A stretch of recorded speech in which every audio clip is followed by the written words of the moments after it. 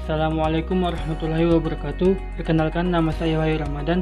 Saya berasal dari Universitas Muhammadiyah Berau dan jurusan akuntansi B. Dalam kesempatan ini saya akan menjelaskan budaya dan multibudaya. Langsung saja, pengertian budaya.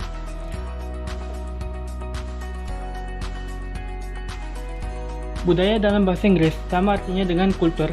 Secara istilah, budaya organisasi ialah kelompok persepsi dan pandangan secara umum mengenai suatu hal tertentu yang diyakini oleh setiap anggota organisasi ataupun karyawan perusahaan. Kemudian, ada beberapa elemen dasar dari konsep budaya dapat disebutkan sebagai berikut. 1. Budaya diciptakan oleh 3 sistem, yakni yang pertama ideologi sistem atau komponen mental yang terdiri dari ide, kepercayaan, nilai, dan pertimbangan berdasarkan apa yang mereka inginkan. Yang kedua, teknologi. Sistem seperti keterampilan, keahlian, dan seni yang mampu menghasilkan barang-barang. Yang ketiga, organisasi sistem, seperti sistem keluarga dan kelas sosial yang mungkin membentuk perilaku secara efektif. Kemudian, budaya dan subbudaya.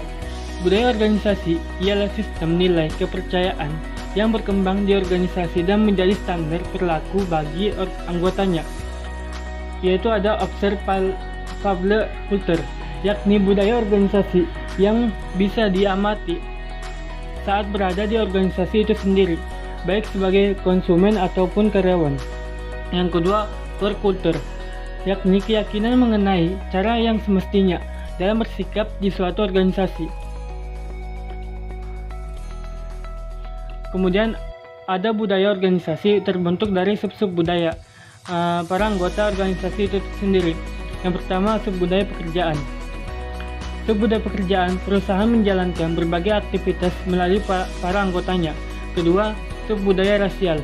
Dalam organisasi, keseragaman dapat diciptakan dengan menetapkan berbagai aturan tegas yang menempatkan anggotanya secara acak dengan tidak membedakan rasnya. Yang kedua, subbudaya gender. Beberapa penelitian menemukan bahwa saat pria bekerja sama, maka wanita akan membentuk suatu budaya.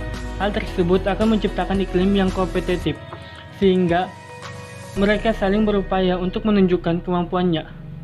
Yang keempat, subbudaya umur dan generasional. Kematangan dan kedewasaan dalam bersikap sangat tergantung bagaimana mengisi dan memanfaatkan perjalanan hidupnya. Kemudian, ada 7 dimensi budaya organisasi. Yang pertama, inovasi dan mengambil risiko, di mana tingkat para karyawan didorong untuk bersikap inovatif dan mengambil risiko. Yang kedua, perhatian pada detail, tingkat di mana para karyawan diharap untuk menampilkan ketepatan, analisis, dan perhatian terhadap detail. Para karyawan harus selalu diarahkan secara bertanggung jawab terhadap pekerjaannya. Yang ketiga, orientasi hasil, tingkat di mana para manajer memusatkan perhatian kepada hasil-hasil bukannya pada teknik-teknik dan proses-proses yang digunakan untuk mencapai hasil itu. Yang keempat, orientasi manusia, tingkat di mana keputusan-keputusan manajemen memperhitungkan pengaruh hasil terhadap manusia di dalam organisasi itu. Yang kelima, orientasi tim, tingkat di mana berbagai kegiatan kerja disusun di sekitar tim bukan individu. Pencapaian bukan karena individu melainkan hasil dari kerjasama antar anggota organisasi. Yang keenam, agresivitas, tingkat di mana orang bersifat agresif dan bersaing bukannya rahmah dan bekerja sama. Yang ketujuh, stabilitas, tingkat di mana kegiatan-kegiatan organisasi menekankan usaha mempertahankan status dalam dinamika pekerjaan ketenangan. Kemudian ada 6 argumen untuk mengelola keanekaragaman budaya. Yang pertama, argumen biaya.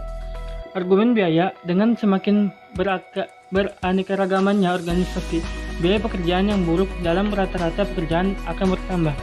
Kedua, argumen akuisisi. Sumber daya perusahaan mengembangkan reputasi agar disukai sebagai pemberi lapangan kerja yang menjanjikan bagi wanita dan minoritas etnis. Yang ketiga, argumen pemasaran. Untuk organisasi multinasional, pemahaman dan sensitivitas budaya yang dibawa oleh para anggotanya dengan latar belakang masing-masing negara. Keempat, argumen sensitivitas. Keanekaragaman perspektif dan tidak terlalu menekankan pada kesesuaian dengan norma pada masa lalu. Kelima, argumen pemecahan.